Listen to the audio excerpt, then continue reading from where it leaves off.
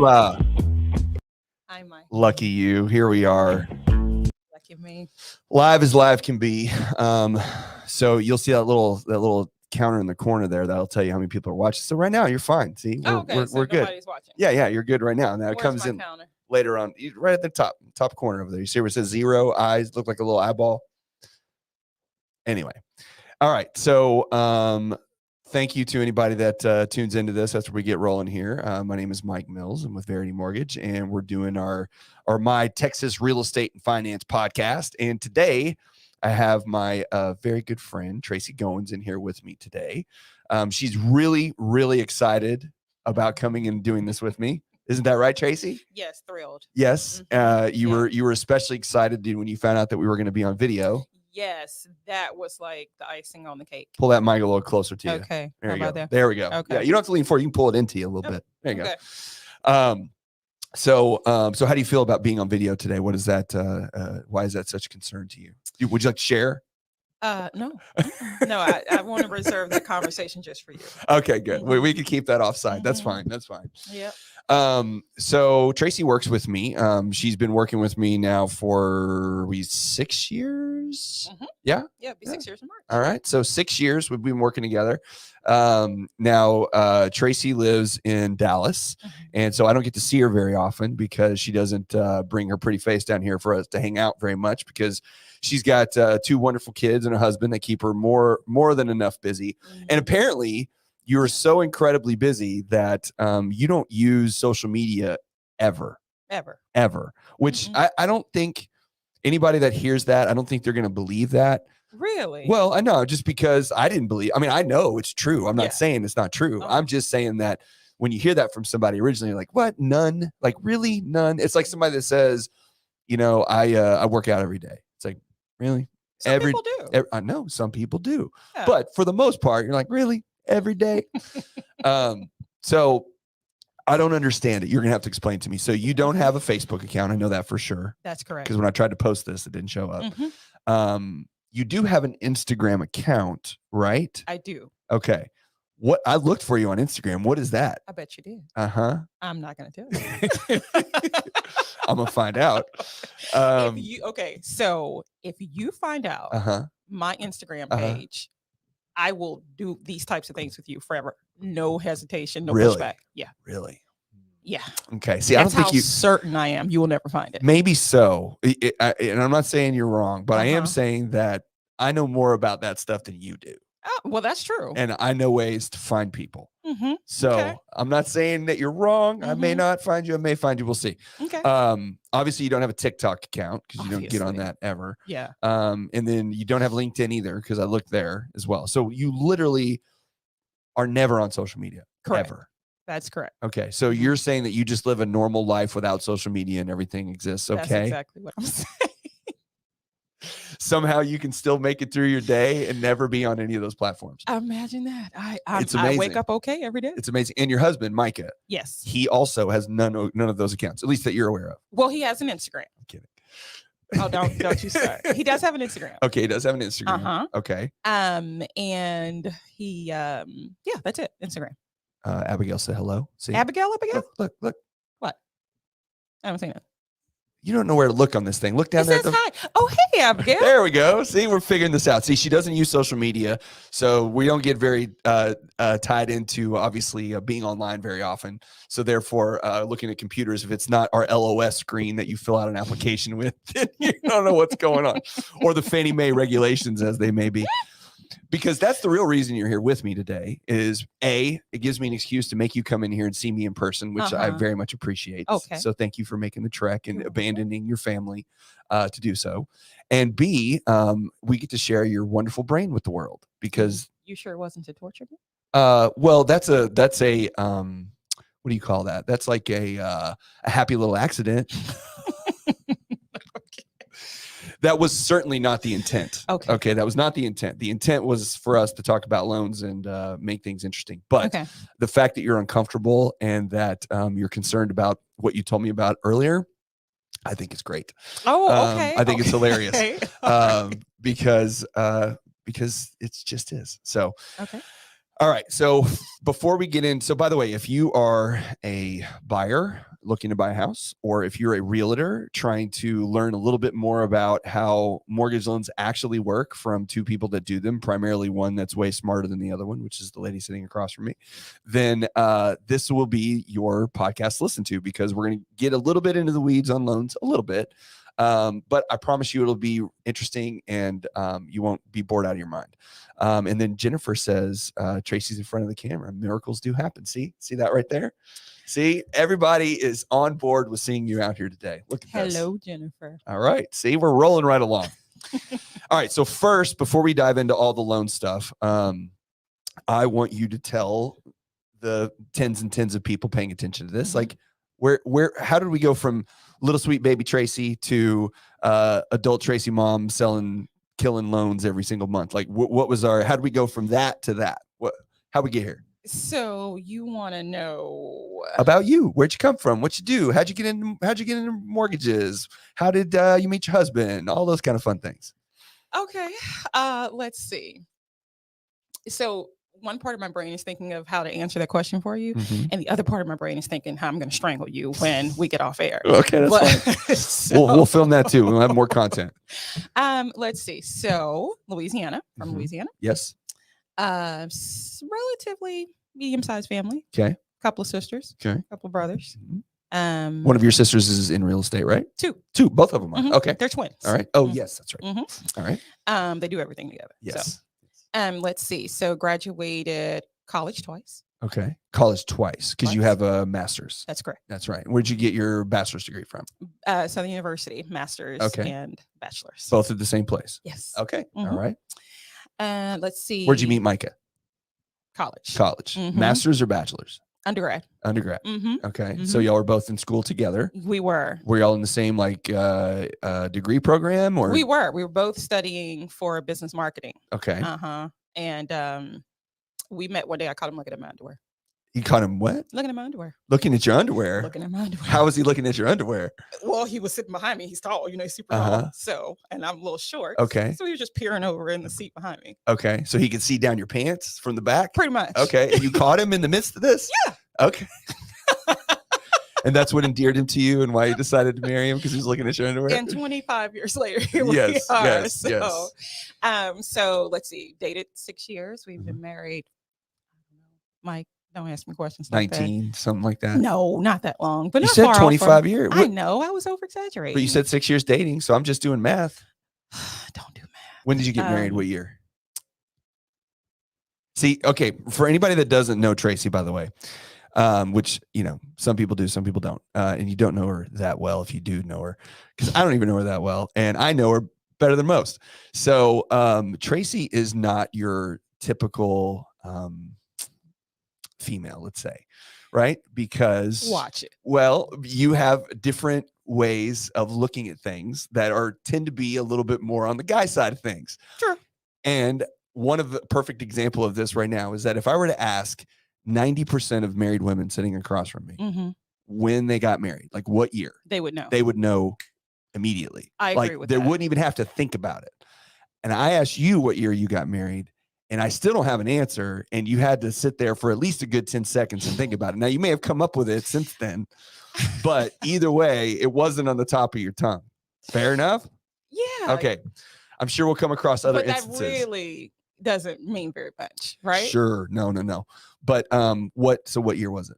2006. 2006. So that means that you were about 18 years, 17, depending on what month you got married.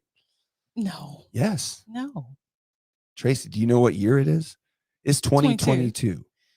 Okay. If you got married in 2006, now you're a loan officer, you do math every day. Wait, that's 10 not years 17 is years. 16.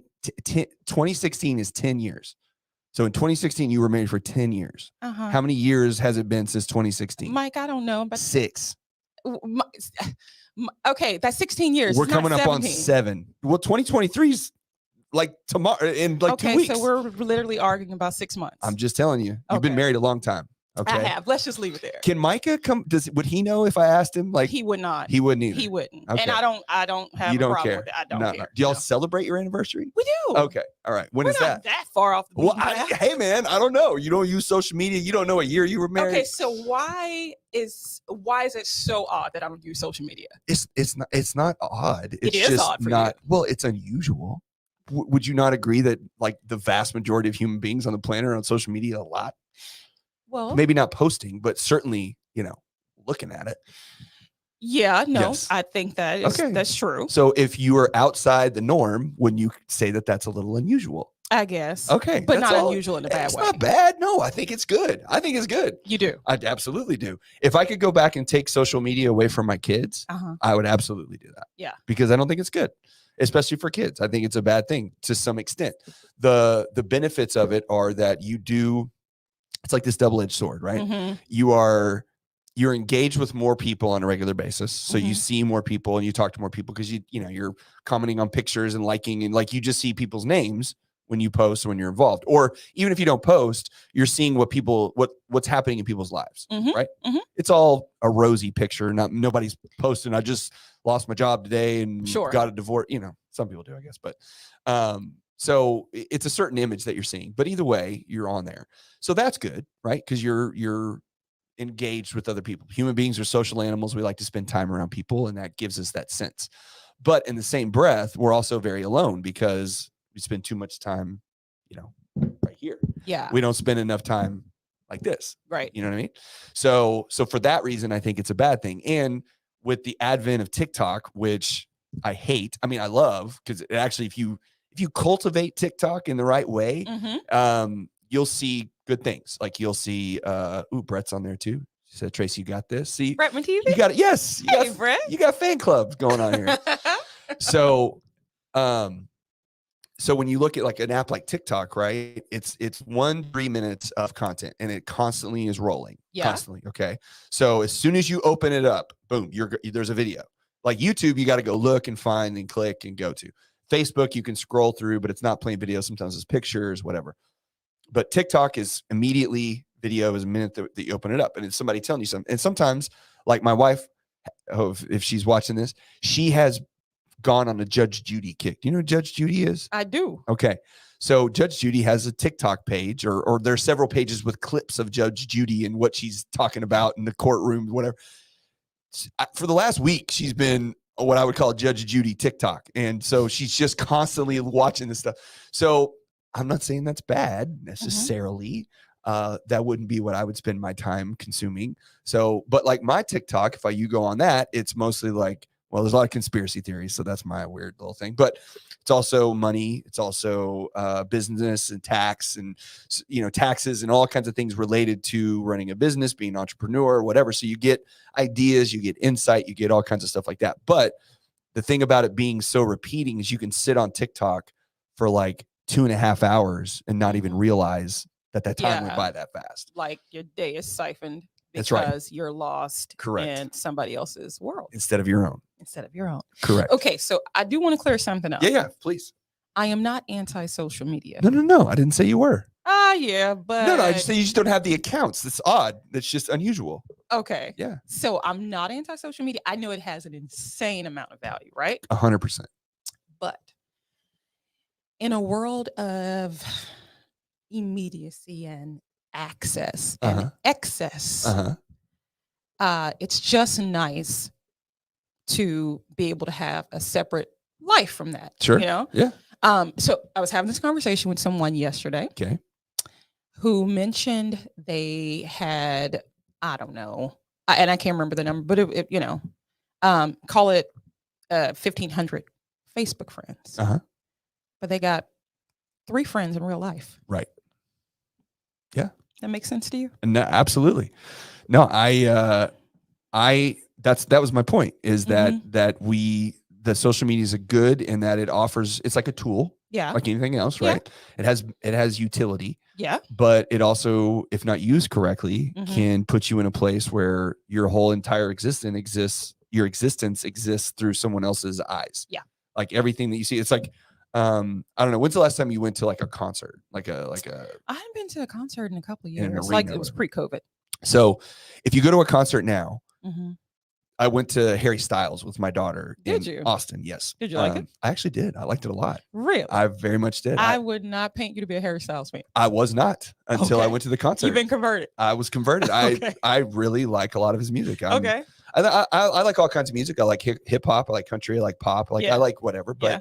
but no, I dug it. It was good. Okay. And my daughter He's had a a cool blast. guy. Well, part of it sounds weird a little bit, but part of it was having my daughter be there and Yeah. her pleasure Yeah. of enjoying it and watching her and her Mhm. reaction to it. So now every time I listen to the music, I go back to that Oh, nice. moment where I saw my daughter, The happy. memory attached to Yeah, it. yeah. Very So cool. that's part of it or whatever. But no, I enjoyed it. But either way, when you go out and you see go to a concert, you'll see that like half of the people have their phones up the whole time and they're recording the concert, right? Okay, so Go ahead. Yes. that's like cringe worthy, right? Yeah. Because people get so lost in Mhm. trying to capture the moment That they don't live the moment. You haven't even stored the memory of the moment, right? Absolutely. Like put the phone down Yes. and live in the moment. Yes. No, I agree. Crazy. I 100% agree. Yeah. 100%. And that was the thing is like, I'm sitting there and I am soaking it in because I'm watching my daughter with a friend and they're watching the show and you can see the smile on their face and the lights and I'm walking all the people. Like I was loving that. And I didn't have my phone out because I don't, at the time, like Harry Styles. Yeah. I'm not going to go back and watch this later. Right. So now I did record her a couple of times because that I wanted to remember. Yeah. But her expression. And like her face and what she was feeling. Yeah. Yes. But what was happening out there, like I was there. I was enjoying it. I was, going through the moment. Yeah. And so like that is, you're right. That's the detriment to a lot of that stuff is that, and unfortunately that impacts our kids. Mm-hmm. And I think that you have two young kids and I think because you don't use it, it'll be very easy for you to set rules in place to say their limit on using it is going to be there. Mm-hmm. Now, I do think you'll come across a world at some point soon with Maddox. How old's Maddox now? Is he 6? He's 5. He'll be 6 in a few weeks. Yeah. Okay. So Maddox is 6. There'll probably be a world that you'll come across where, in say 3 years, maybe something like that, where he'll want a phone. You'll probably want to give him a phone at some point because he's going to be places where you can not know what he's doing and track him and all that stuff. And then when he gets a phone, he'll communicate with his friends. And then all of his friends are on Snapchat or they're on this, and then they're going to want to have that. And so then you're going to struggle with, okay, well, I know that this stuff is a detriment, but then what do I do when my kids ask for it? Yeah. Because they're surrounded by their peers. Because right now, you're also fantastic in that you have zero peer pressure. You don't have you don't give a shit about what anybody else is doing. Except for when my boss pressures me to travel an hour. Sure. To come do a podcast. Yes. Yeah. Your friend. Ma'am. That's true. Thank you very much. And by the way, Kate is also chiming in. So hey, Kate. She's happy that you're here as well. See, everybody's thrilled that you're on having this conversation today. Okay. So so you and your husband met in college. Y'all got married. You actually been married a while, but like we just said, your youngest child is 6. Mm-hmm. So, or your oldest, I'm sorry. So 10 years you were married before childless. You had a kiddo. Yeah, okay. Absolutely. So was that intentional? Was that just how it worked out? It was just how it worked out. Okay. And I thought I was going to have just my dogs, the 2 dogs and me and Micah, and we were just going to go off in the sunset with our fur babies. And that was just fine for me. And you were cool with that? I was cool because, okay, so how earlier you said, well, you didn't really know your anniversary date. Mm-hmm. So I was never like the girl who grew up dreaming of her big wedding. Really? Shut up. That's surprising. Yeah. And how many kids I'm going to have. That was just never anything I gave very much thought to. It's not your jam. It wasn't. Mm-hmm. So when I got married, I was like, okay, it's cool. And we stay married. We can travel. We can do whatever we want to do. Yeah. And, along came Maddox. Uh-huh. And then along came Cruz. Uh-huh. And so when you had Maddox, was that because a lot of women, when they have babies, okay, like my wife, she said she didn't want kids before we got married. And I told her that if we were going to get married, that I wanted kids. Yeah. And so, so she capitulated, I guess you would call it. But once she had the baby, she was like, oh my gosh, what the hell? Why did I not want, she's like way over the top, mom style. Yeah. what was how did you feel? Like, was it harder than you thought? Was it easier than you thought? And then based off of that, was it like, all right, we're ready to have another one, or did it just happen to work out like that? It happened to work out like that. And it was the emotional piece of it was harder than I thought. So I had the audacity to be weighing in on my sister's lives and how they should raise their kids before I had a baby. And so now you understand why that's such bullshit. Y'all, right? please don't do it. Please don't give anybody advice if you don't have any kids yourself. But you were throwing out advice. Can you believe that? Unsolicited advice. I can't believe that actually, because you tend to kind of, but it's your sister. So it's my sister. Yeah. Like, I don't give unsolicited advice to other people, but I'll give it to my sister all day, every day. Right. And after I had Maddox, I was like, man, you sounded like a jackass. If somebody were to come to me and give me the advice that I was giving my sisters that didn't have kids, like, that conversation wouldn't end well. Right. Like, no. No. So it is, now, again, I'm not the mom that's like, oh my God. Baby, Don't get me wrong. I love my kid more than the sun and the moon. Of course. But it is a sacrifice. Absolutely. You give up a part of yourself in exchange for motherhood. And that it is what it is. Yeah. And I wouldn't change anything. Right.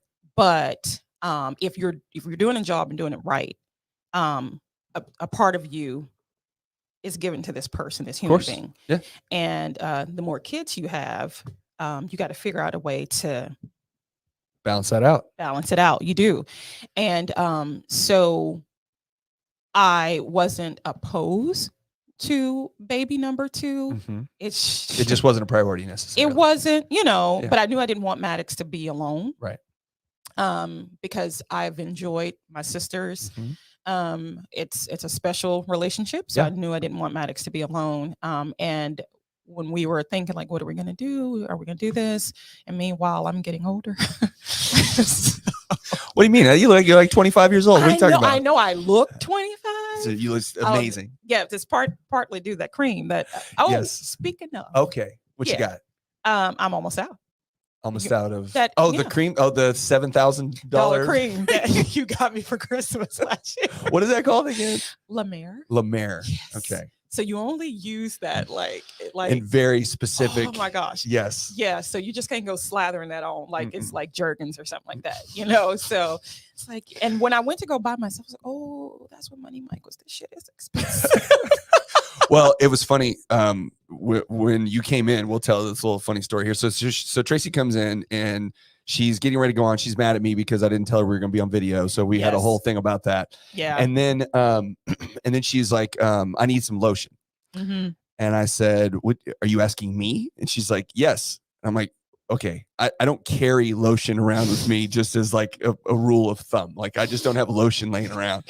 And then she's like, well, I'll go ask Glenda, because Glenda's here too. Glenda White, if anybody knows, one of our other team members. And Glenda's a female. So obviously she's like, well, I'll go ask Glenda. And I'm like, Glenda's not going to have lotion on her either. And she's like, what do you mean? Look, I said, in general, and you can correct me, whatever, but it's like, if in the Black community, there tends to be women and men carry lotion around. In the white community, there doesn't seem to be as much lotion floating around. That's all I'm saying. So we had a bet with if Glenda would have lotion or not. And Glenda did not have lotion. She did not. So, so that's, but when it comes to lotion, Tracy is certainly a lotion connoisseur and knows way more about it than I do. So yes, when she asked for lotion for Christmas, now that wasn't lotion.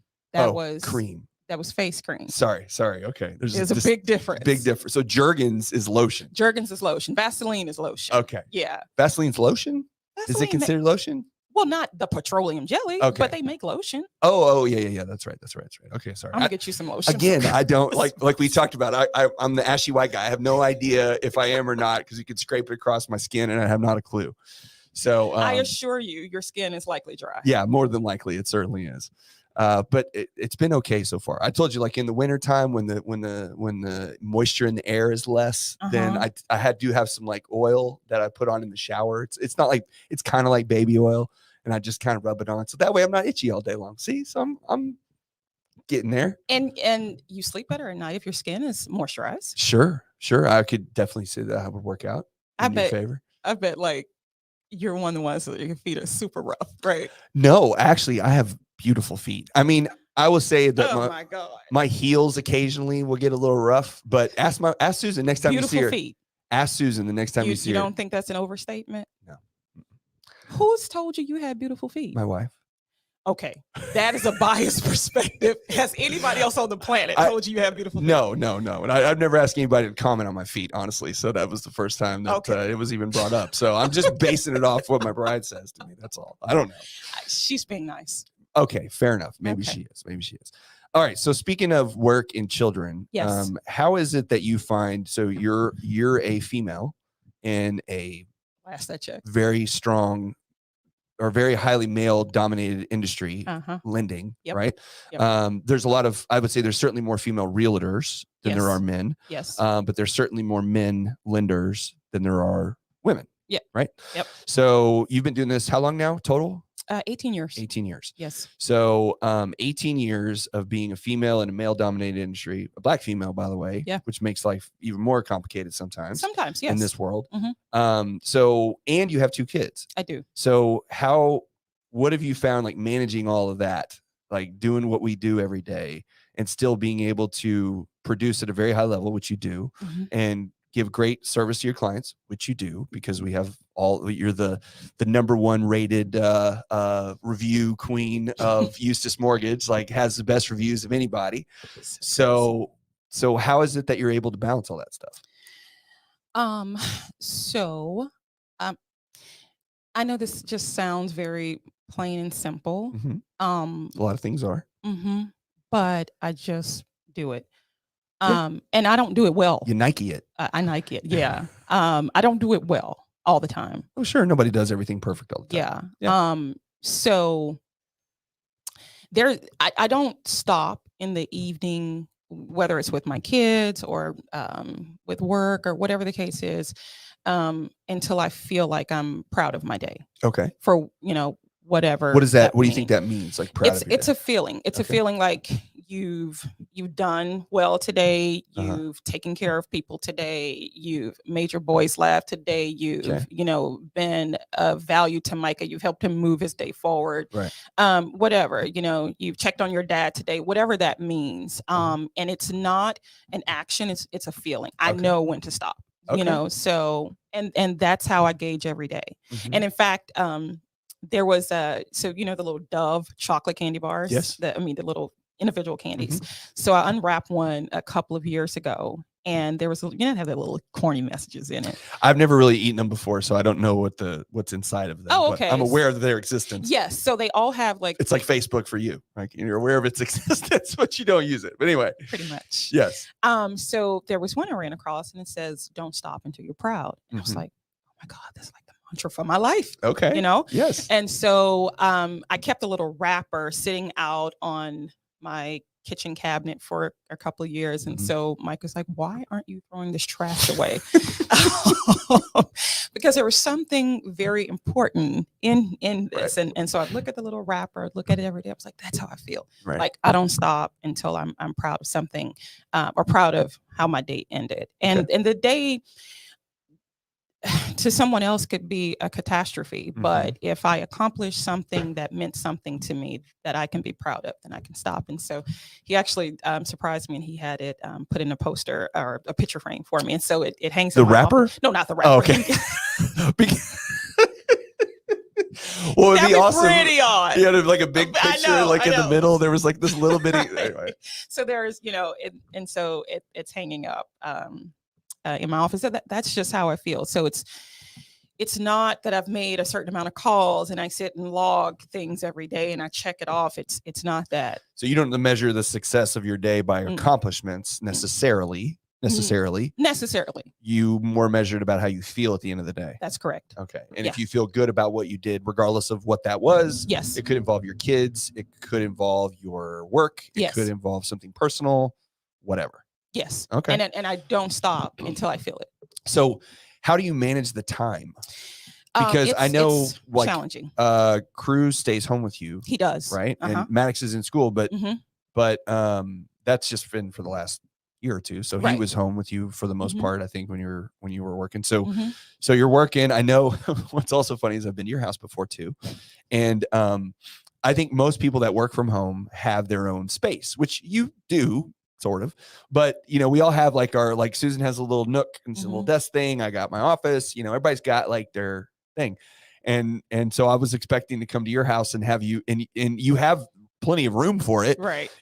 But you like to sit at the dining room table, and that's where you I work. do. Well, because so clutter makes me crazy, Uh-huh. right?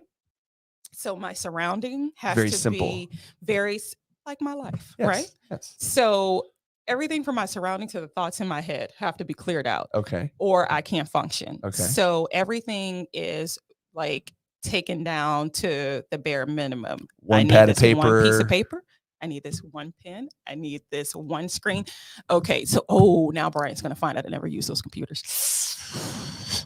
So you don't even use multiple screens? No. No, and I know that I would be more efficient if I use multiple screens, but I think if I've learned anything about you is that What? you're going to do what you're going to do, That is true. regardless of what anybody else's opinion on whether or not you should continue doing that is what. That's true. Abigail's not happy about that. See, she says, "What? Oh, okay. Brian's laughing about I'll that return too. the computers. You're gonna get in trouble. I know. You're gonna get in trouble." See, Mike, you open this door because they wouldn't know that unless you I asked know. that question. Well, you didn't have to say anything. But, I guess whatever. So you keep it simple at the house, which keeps the clutter down. It does. Which keeps chaos a little more under control. It does. Right? Because you already got enough chaos. I do. Okay. And if I let my kids have their way, right, my life will be a circus. Mm-hmm. So everything has its place. Everything has to be in order. Do they start understanding when they get, I'm sure Maddox is figuring it out, but is Cruz even at a younger age starting to figure out when to bother mama and when not to bother mama? Cruz could not Care less. possibly care any less than what he currently does. So, okay. So you're saying that Cruz is concerned about what's happening with him and not concerned about what's happening with everybody else? The entire universe revolves around Cruz. And don't you even start. Don't start. I don't know where your mind is going with this. Well, let me go ahead and stop you. Okay. All right. Move on to the next topic. So, well, I was just asking earlier when you were telling me about some issues that Cruz was having that, I was wanting to know if that was more of a Micah trait or a you trait, because he was, getting a little fiery at school and getting worked up about stuff. Okay. And we were trying to figure out, because he didn't have that on his own. Mom and dad provided that in some degree, some form of fashion. Maybe it skipped mom and dad. It came from somewhere before mom and dad. Why? Maybe, but not likely. Okay. So I can be a little spicy. Okay. Just a little bit. Okay. A little bit. But you're an adult now and you're able to control it. That's the difference. And I'm very proud of that. Yes. And he's still a toddler and he doesn't. I've always said becoming an adult is not necessarily about growing up. It's about controlling what's the word I'm looking for? Controlling your reactions. Impulses. There you go. That's the word. Controlling impulses. Right. As a child, we see a cookie on a table, we're grabbing the cookie, we're shoving it in our mouth. Right. And then only after we get told no before dinner, blah, blah, blah. Well, as an adult, you see a cookie, you still kind of want to grab the cookie and shove it in your mouth. Kind of. But you also know that it's 50 grams of sugar and you're going to have to walk for 6 weeks after that to get rid of it. And it's before dinner and you won't be. So it's the impulse control. So just because you're a fiery human being and you get a little worked up sometimes doesn't mean that you walk around yelling and punching people. That's right. It just means or biting. Or biting. Yes. But it just means that it's there. Yeah. It's in there. I don't know. So if you're trying to figure out if Cruz gets his ways from me, I'm presenting facts and then I'm just making conclusions. That's it. Thank you, Dr. Mike. That's it. That's all I'm doing. Nothing more than that. Much.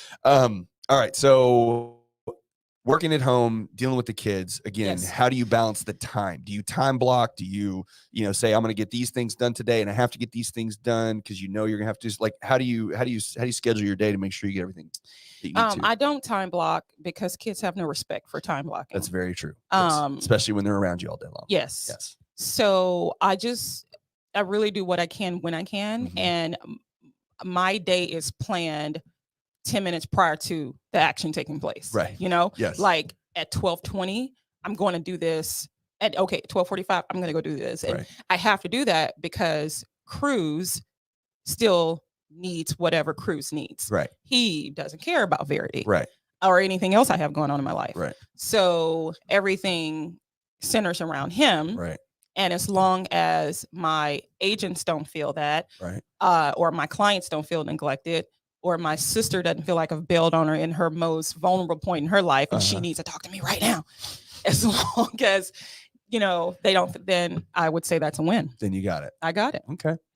So, all right. So you talked about your clients. You Yeah. brought it up. So let me ask you a question. When you doing all your loans every day, what do you think is the loan that you do more than any? Like, what's your not necessarily you're like, this is the one I like the most, but which ones do you end up doing more often than not? FHA. What is it about FHA in your particular client base that is a good fit and always seems to work out well? It's a little bit more looser financing guidelines. So more people can fit into the box. Okay. So it's not restrictive on geographic areas like, rural development is. And unfortunately, I don't have the pleasure or the honor to do very many loans for veterans. I'd love to, but I just, Yes. I don't know. I guess anybody that isn't in our business that would listen to this, realtors, lenders, whatever, we all kind of operate in our own little bubbles to some extent. And it's all a function of who you spend your time around, where you live, what you do, what you did, where you involved. A lot of people that were former veterans that got into lending, they do a lot of VA loans because a lot of their friends are veterans, so it's all circumstantial stuff. Yeah. So yeah, that's really it. Yeah. Just a product. When you talk to new buyers, what is one of the biggest hurdles that you're dealing with when it comes to somebody that's never owned a home before, and what their expectation of what this should be versus what the reality of it should be? Like what do you think is like one of the biggest challenges dealing with buyers the first time for that? It's either one end of the spectrum or the other. So complete information overload because Google told them this. Right. They went on the internet. Okay. So, what you try to tell people, internet's okay, but that article that you're reading is written from one person's perspective, and he could be in the housing market in Massachusetts, and you're buying in, Louisiana, and these are two entirely different circumstances. And, and he's writing from his lens of his experience, and it doesn't really fit your life and the broad scope of what most people are doing. So it's either that or just a complete lack of knowledge. And so you're dealing with either maybe a not so savvy buyer that needs a little bit of propping up, then going to financing, which is totally cool, but you have to invest that time there because you got to make sure they're comfortable. And or you're dealing with someone who has their mind made up and then trying to retrain their thought process, and so that can be a little bit challenging. Which one do you think is harder to deal with? Oh, retraining somebody's thought process for sure, because if somebody already has their mind made up about something, I gotta change your mind, right? Then give you this. Well, my brother said that was not true. Yes. And my cousin told me that I could do this. Lord, yes. I was like, what do your cousin do for a living? Oh, they drive buses. Okay. Right. That sort of thing, So, so that's always a challenge, but I mean, it just is what it is. It's just what we do. So if you were talking to a room full of people that were thinking about buying a house, what would you tell them if they could only worry about, I know, and there's no such thing as this because there's so many facets, but if you were to say, hey, look, if you're going to worry about something, let's start here. Worry about you have this squared away. What is that? Their credit. Yeah. Okay. I mean, because credit determines if you can get a loan, right? And then income, how much loan you can get. So the if is the biggest part. So I would say just focus and make sure that your credit's in line and that you have positive payment history, and then from there we can really figure the rest out. But that's that one piece. If it's not in line, then there's nothing that follows that. Credit Karma says I'm a 660. I know. So what do I do about that? I want to find there. And you know what? Those whoever is like making money hand over fist, right? But yeah.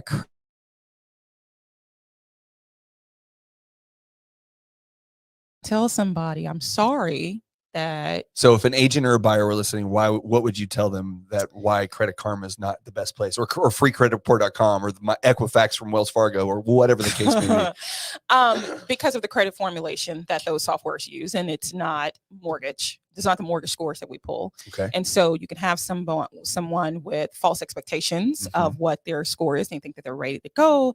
And then when I pull their credit and their scores are 20, 30 points less than what Credit Karma is giving them, then, they're disappointed. Or what did you do? Yeah. They told me my score was a 720. I'm sorry, but that is incorrect. Well, you said when you pulled my credit score that it wasn't going to make it go down. Yeah, but it did. It did. Yeah, I lost 20 points. Or what's that thing that people are doing now? Where they're adding like their utilities and stuff. Yes, the telecom or the telereporting or something like that. Yep. So anyway, that's that boost. Or, they give you like a credit boost, Experian boost, or something like that. Yeah. I just wish I would have thought of some of these things.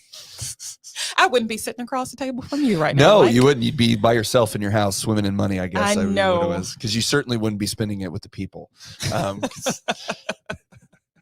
You only spend time with the people because you have to. That's it. So, yeah, those things are hard to overcome, because once someone signs up for that, and however the software achieves, these temporary, milestones in the credit score, then people, that it's like, okay, I'm on to something here. And then I come along and, I just kind of take the wind out of their sail, then that doesn't feel so good. No. And at the end of the day, people remember how you make them feel, Yep. You were the one that gave them the bad news. I gave them the bad news. I don't like her. Yeah. She told me. I was like, here we go. So, Yeah, the way I try to explain it is I tell people that that's what I call a consumer credit score, where that report that you're working off of is provided by a company that is receiving payment in order to provide it. Right. And they're like, well, I don't pay for it. It's free. I'm like, no, you may not pay for it. The ads. Wells Fargo pays for it. That's right. Or Chase pays for it. Somebody's paying for it. Yeah. Either you're paying freecreditreport.com or someone else is paying free credit, but somebody's paying. Somebody. Yeah. So if I'm providing you with a service that you're paying for, what I want, and you think of yourself as a 620 borrower or 620 person, but I tell you you're 640, are you feeling good? Feeling pretty good, right? So is the likelihood that you're going to continue paying for that service greater if I make you feel good? Sure. As opposed to make you feel bad? Yeah. Right. So, and then when you look at mortgage scores, they're so much, they're so much different because of the amount of money that you're trying to take out. So the liability or the debt that you're trying to incur on a house is much greater and much harder to recoup should you not make your payments. Whereas a car, if I go apply to, AutoMax or whatever to get financing there, that car, if you don't make the payment, they're just going to show up and take the car, right? They're going to send the wrecker over. He's going to steal it out of your driveway and you don't have a car anymore. But they can't do that to a house. And so we have stricter requirements. The metrics are measured harder than it would be if you were getting a credit card or you were buying a car or you were just looking at freecreditreport.com. Yeah. Because it's just a different thing. But that's a difficult thing to explain to somebody, especially because they don't understand why that should be the case. If I'm a consumer, I'm like, well, why can't I just have a credit score? Why do I have to have 7 credit scores? Sure. And try to figure out which one fits and what I need to do, whatever. And then from a lending side, it's like, same thing. I wish it was much more simple. So I didn't have to try to spend 30 minutes explaining to you why your credit score is different than what you see when you open up your app. Right. So when you're dealing with agents, because in our business, we obviously deal with agents every day. What do you think are some misconceptions about what we do versus what agents think we do? And then, what are the biggest hurdles in dealing with that stuff when it comes to dealing with realtors? And it's, it's not a negative thing. It's just, it's like, we think, it's easy and cheap. We just drive a couple people around, show them a house, no big deal. Reality is you got to pay for photos, you got to pay for listing, you got to pay for all kinds of stuff. And then, you may have 1 or 2 clients as an agent that you show once or twice and they buy a house, and you may have a client that you show 15 times and they don't buy nothing. So what do you think are some misconceptions that agents deal with about what we do on a day-to-day basis that would help them, relate better with how we're handling our clients? I think that probably the biggest misconception is that agents really don't understand the nuances of financing and the different layers, Okay. all the layers that What we do you mean by have to build a file, like, and the processes, Okay. that for every file that we have an appraiser, an insurance person, a title person, the underwriter, the processor, Right. the loan officer, all these people on one file, that all these moving parts that have to really kind of operate well together Right. in order for this to go from an inquiry to a closing. Right. So I think that can kind of get lost sometimes. But you're right. I was one that's like, oh, okay, yeah, y'all's job are so much easier than ours. But I think the biggest thing for agents that people don't give them credit for is they manage a lot of emotions. Yes. And that is challenging. Yes. To manage the emotions of an adult human being. Right? Yes. Okay. So yes. That is very true. I've actually never even thought of it like that, but yes, that is 100% true. You're managing emotions of adults. It's sometimes they'd rather roll up their sleeves and do the other work than, because it's if you're not equipped to do that. If you're not, like, your cup is full for the day, that can drain you. At the end of the day, you're trying to figure out, why am I so tired? Oh, because I've been playing like Dr. Phil all day. And that's a lot. It's a lot when people have so much writing on these transactions, and their children's feelings are involved, and their bosses know that they're getting a home, and they've plastered over Facebook. And so that can be very challenging too. So I don't think we probably give agents enough credit for that piece, because it's a really big deal. But yeah, I just think for our side, I'm sorry. I was like, what is that sound? Yeah, that is because I had it sitting on top of that metal bar. I apologize. See, I don't know the podcast. I thought I was going crazy for a second. I but saw you looking around. I was like, what is he looking at? Like, what is happening? Am I doing something? I don't know what's happening.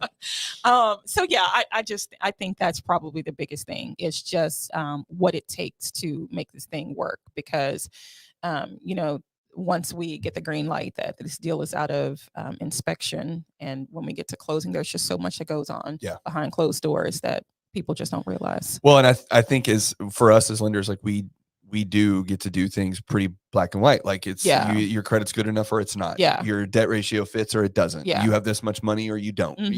There's not a lot of gray area. I mean, there is, subjective stuff, but when it comes to underwriting and different rules and whatnot, like that's the thing about VA. VA is really fun because it's got a whole bunch of subjective guidelines that don't necessarily. It's not black and white very often. But either way, the vast majority of what we do is that way. And with agents, it's different because you're dealing, like you said, you're dealing with people's emotion on, this is a big transaction. This is the large, for most people, this is the most expensive thing that they will buy in their life.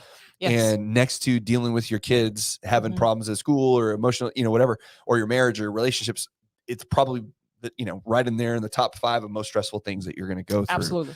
And then the agent gets to kind of be, like you said, the Dr. Phil, having to deal with how the husband and the wife are interacting, or how the buyers think about the sellers, or what the other agent thinks, or whether or not the inspector came out and did his job well enough, or if the buyers liked them, or they felt like they should have paid for that, or we wanted this part in the contract, why didn't they give us? The sellers are hating, all of that stuff. Like it's a lot. It's a lot. At least with us, we can kind of say, well, this is what it is. So either you want to do it or not.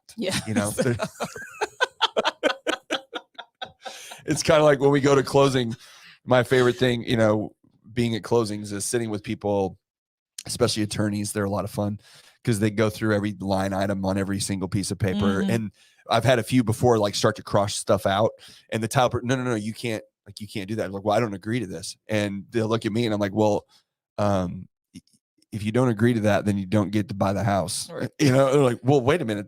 I'm like, no. These are all non-negotiable, right? These are all government forms that they put together. Like there's no striking through. Like you don't get to do that. I mean, it'd be nice, but unfortunately, no, that's not going to happen. So, it takes all kinds, to make the world go around, but at least with what we do, we don't we don't have a lot of wiggle room or gray area that we have to mess through. We can say, hey, this is this or this is that. There's not much else to it, right? Yeah. And so it is unfortunate for agents that they have to deal with the emotional side of things. But so going through the process of doing a loan, from start to finish, I would like to hear what you think about when you hear another lender say something's been in underwriting for, 5 days or 7, or we're still waiting on underwriting. What That's code word for I'm trying to figure out how to make your loan work. Right. Yes. Right. Yeah. So pull the curtain back on that a little bit whenever you're talking to somebody about, because that's one thing, I don't know, you're very, very good at is solving a puzzle, right? Every loan that we do is a puzzle, and it's trying to get all the pieces to fit. Some of them are very easy puzzles. Sure. There are 5 pieces and everything fits together perfectly and there's no problem. Yeah. And some of them are 1,000 pieces. Yeah. And every time you move one or connect one, it affects throws everything something else up. Yeah. So, how do you manage that stuff on a day-to-day basis with communicating with the agents, dealing with underwriting processors, trying to get all those pieces to fit? I guess the thing that has served me best, and again, I don't do this all the time because, just life, is trying to have forward thinking. Okay.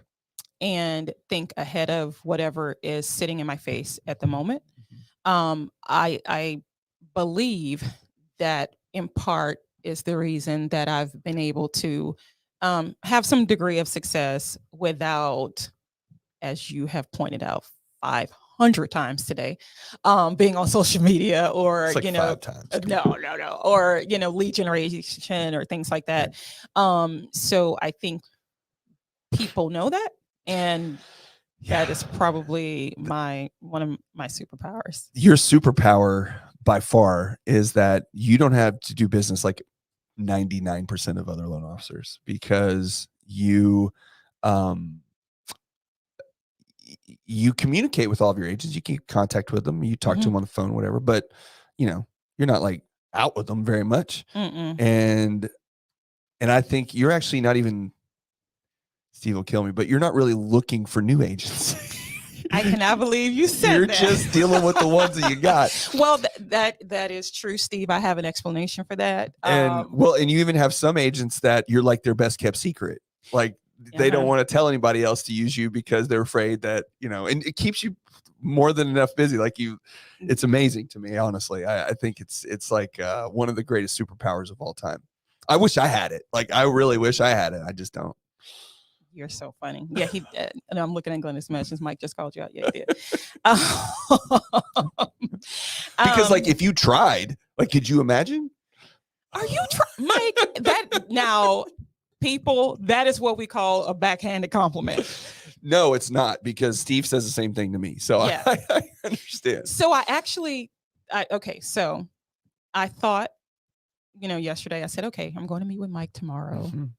And I'm going to tell Mike that I am thinking about trying. I'm going to give some thought to trying. Okay. Yeah. Which is further than where we've been the past 6 years. Hey, right? It's been great. Yes. That's a very strong step in the right direction. It is a very strong step in the right direction. So I don't want you to think that, look, I give you a hard time. You do. Of course, that's my job. But you try is, probably about as much as I try, in that just, you have a certain life way that you live and certain things that you like to do. And as long as you continue to support yourself in a way that is sufficient to meet those needs, then that's what you're going to do. And then the rest of your time is going to be spent, hanging out with your family and doing things that you like to do, but that's, to me, like that is what makes this job the greatest, honestly. And I've talked about this before, is that you can make as much or as little as you want. Yeah. And it's completely up to you. Yeah, it is. And if you're in the right situation, now this isn't the situation that everybody's in. We're very fortunate that the company that we work for is allows us to be who we want to be. Yep. But you can live your life the way you want to live it. And if you want to do $2 million in revenue or 500,000, or you want to do 20 million, you can. It's whatever, whatever you want to do. Now you got to pay for things, you got to cover costs, all that stuff. But, sure. but for the most part, nobody's breathing down your neck. You know, you can work from home. You get to spend as much time with your family as you choose to.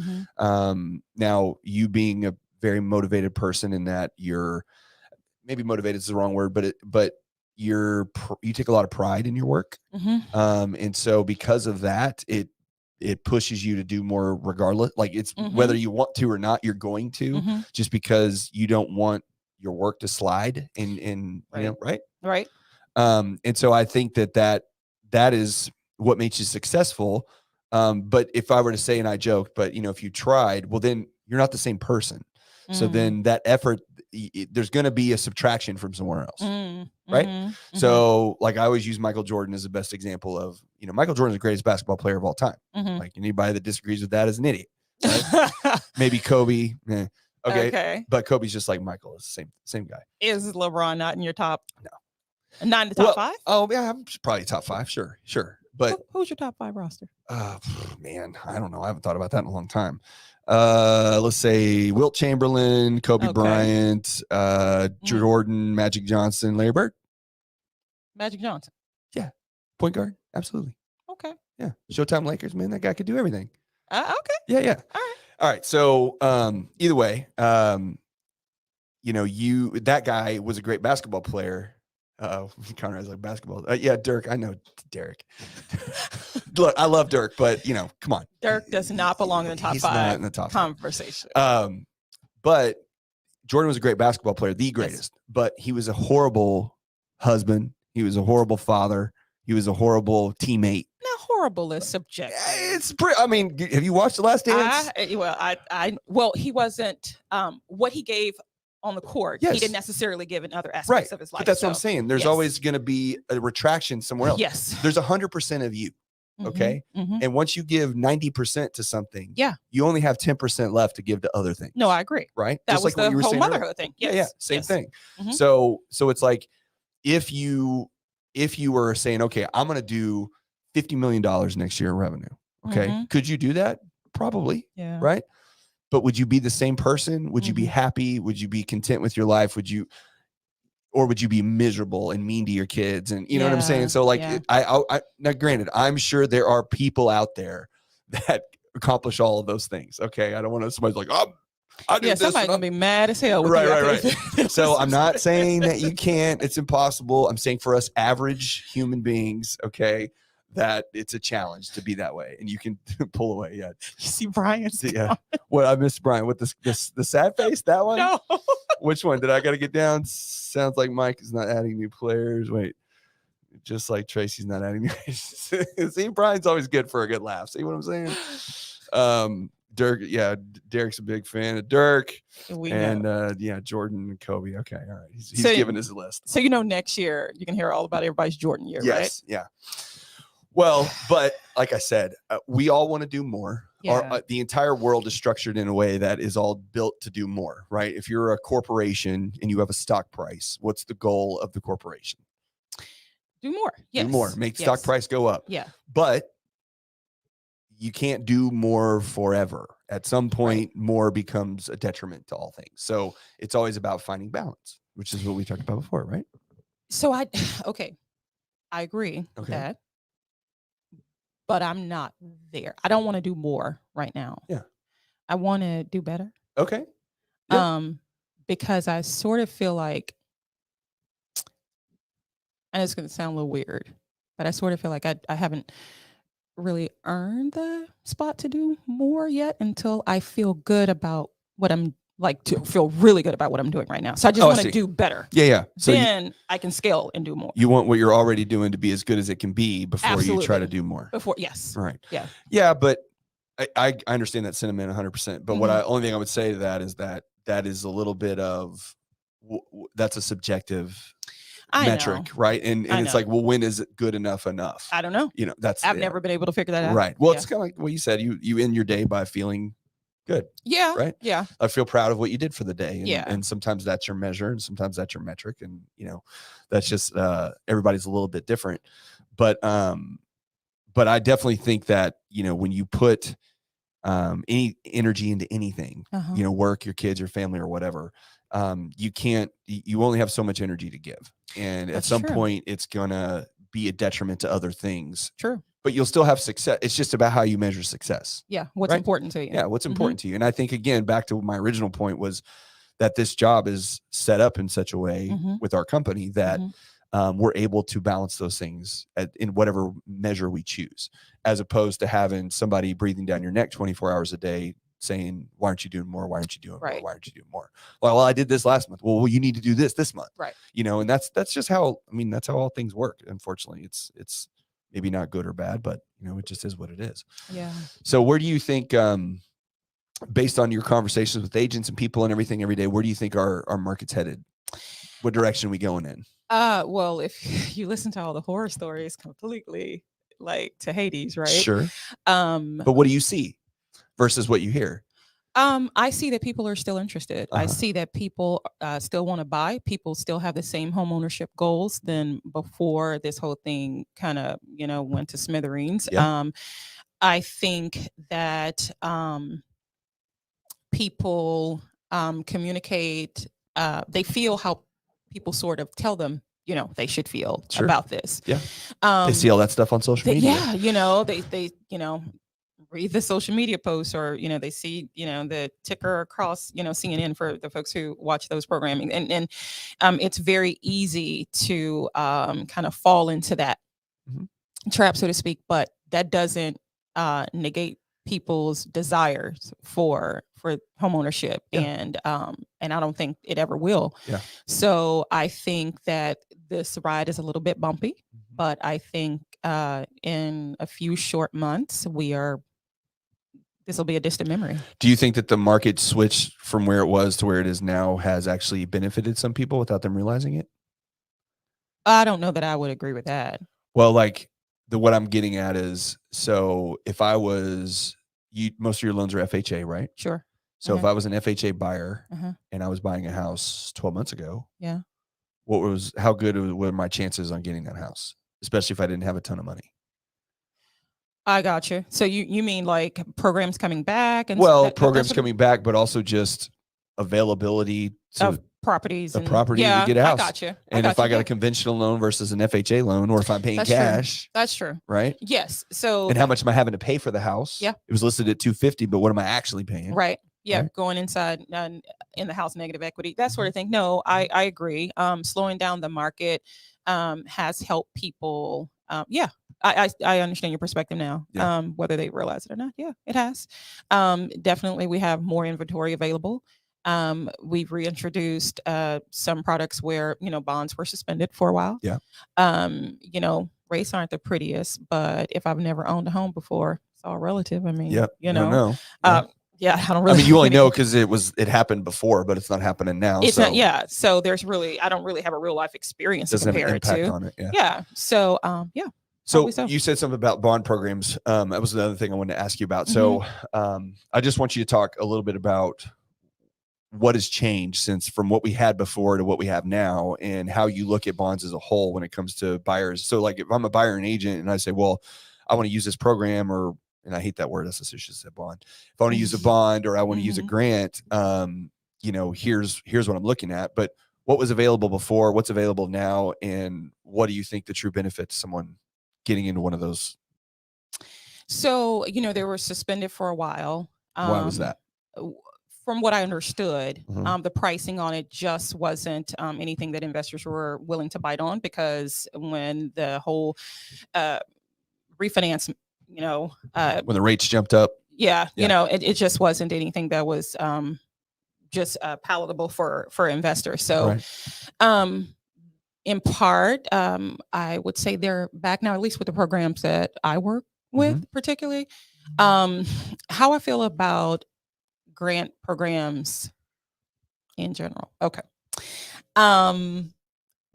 I think that they have their place, and I think that they've been very, very critical for homeownership rates, and they are a great product for people to bridge the gap, right? Because the biggest hurdle for a lot of people is cash. Sure, because just because someone doesn't have tens of thousands of dollars in the bank doesn't mean they won't be a successful homeowner. Okay. Correct. Yes. Because they're paying rent. They're paying rent and they're paying it well, you know. So unfortunately, the average American just doesn't have that sort of money stored away. That's true. So I think that those products do have their place, but everything should be just kind of analyzed, just to make sure it makes sense for you. Right. Because if a second lien for 10 years at a 7.25% interest rate, when you are only planning to stay in your house for 3 years and you're going to have to pay that money back if you sell or refinance, might not make as much sense if you're able to get a gift from someone and get a 1.5 better interest rate right now, get yourself a better payment, which is going to improve your bottom line, that sort of thing. So I think when people hear grant, free, we all love what we think is a deal, right? Right. But do you know anybody that gives away free money? Not a soul. And if you know, let me know. Yeah. So I can sign up for the free money train. Yes. Yeah. So, so I think that people just need to take a little bit deeper dive, past the, free, past the, so just to make sure that it truly makes sense for your life. Just to examine it on a financial perspective, not just thinking it's free money. Yeah. But does the math make sense? The math ain't mathing in a lot of cases. You heard people say the math ain't mathing. So yeah, I just think that with anything, people just need to take a closer look and make sure this is something that really makes sense for their life. Okay.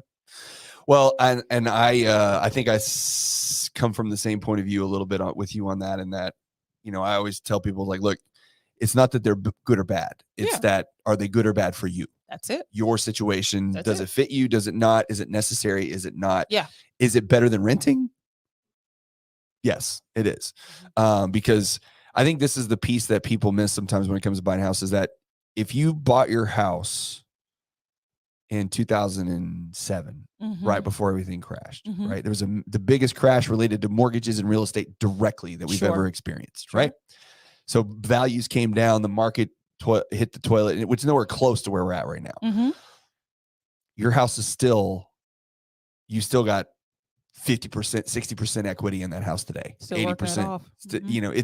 But your appreciation has been so massive. Yeah. That all of that money that you didn't do anything to earn, it's just that you own that house. So you basically made $100,000 over that period of time for doing nothing but living in your house and paying your mortgage. Yeah. So when you think of it from that point of view, owning a home makes a lot of sense. Now, I don't I think people that think like, well, this is the path to wealth. It's not that having a house makes you rich.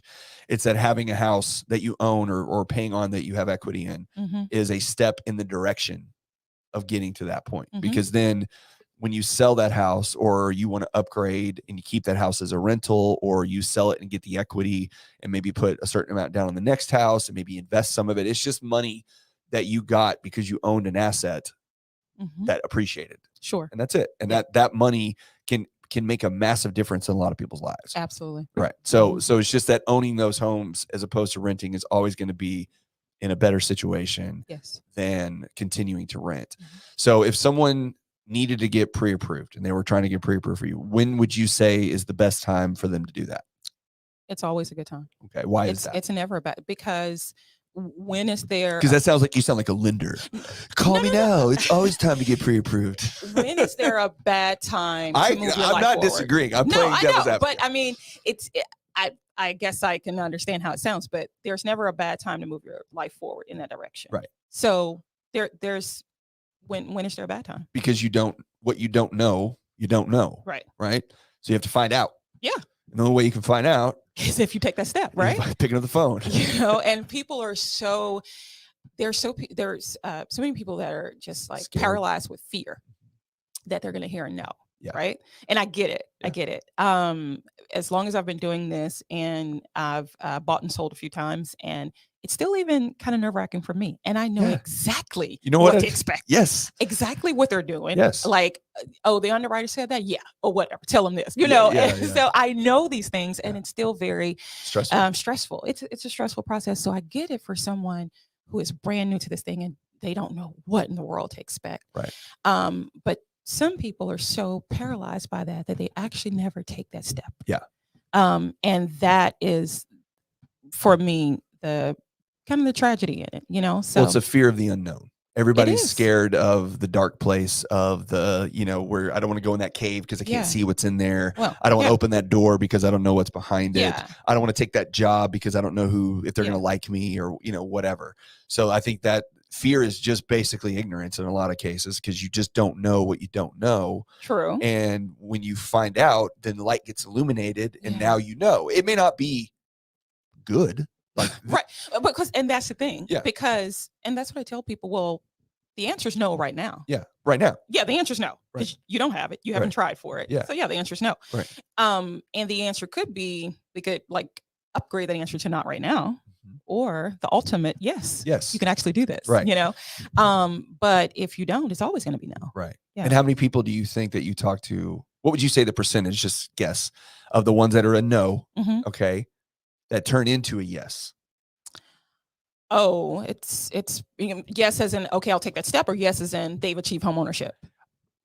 I guess yes as in you've given them direction on what to do and how to get there. Yeah. And how many people actually follow through on that direction? It's pretty high.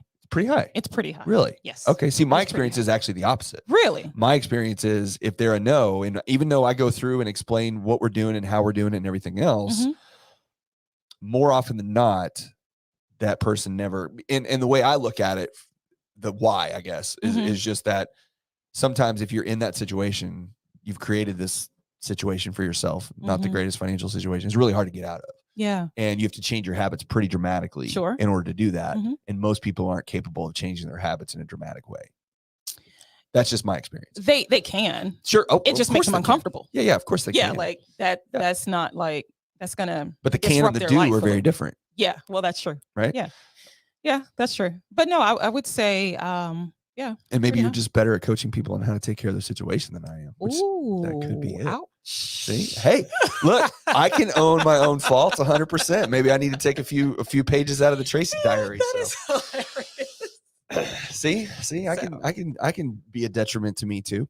All right, so we are over an hour. Oh, I know. See, you thought it was going to be forever. I thought this was going to be painful. Right. And it was so easy, right? It was relatively easy. See, not so terrible. Yes. See, then you're going to have to come do it with me again sometime. No, I won't. After I get your Facebook page set up and your Instagram page and your TikTok account, and we'll get all your followers in there. Yeah. And then you're going to have so many more loans. And you're going to be like, thanks, Mike. I appreciate it. Thanks for making me work so much harder. It's great. I don't get to spend time with my kids now. So, well, I do appreciate you coming and do this with me. You're very welcome. It was a lot of fun. I'm glad we got to chat for a little bit. And I pushed you out of your comfort zone a little bit. Did. See? You did. Okay. See, it's not terrible. This wasn't awful. It wasn't. And nobody's even going to have a comment about the camera thing, what you were worried about. See, nobody said anything about it.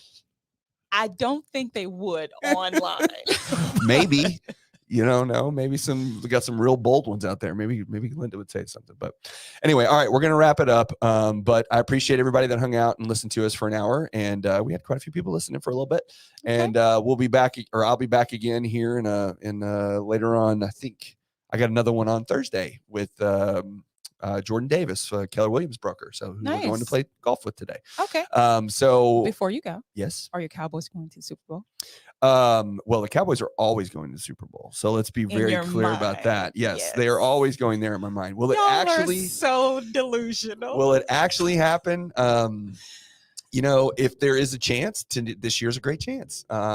Philly every year's a great chance. Yes. Right? Well, but I mean, we're 9-3 right now, so the only team that's ahead of us is Philly. So cute. What are you? The Saints are terrible. Listen, I am not the one walking around obnoxious and entitled, talking about how my team goes to the Super Bowl every year and I actually never make it. No, I didn't say they go to the Super Bowl. I said I expect them to go to the Super Bowl. They're not going. No, they are going. See, look, Derek agrees with me. He's saying Super Bowl all the way. They're absolutely going. We played Philly and they beat us, but that was without Dak. Now we got Dak back. Okay. So our defense is one of the best we've had in a very, very long time. That you should brand that. We got Dak back. We got Dak back. Cute. That's right. Yeah. So I have high expectations.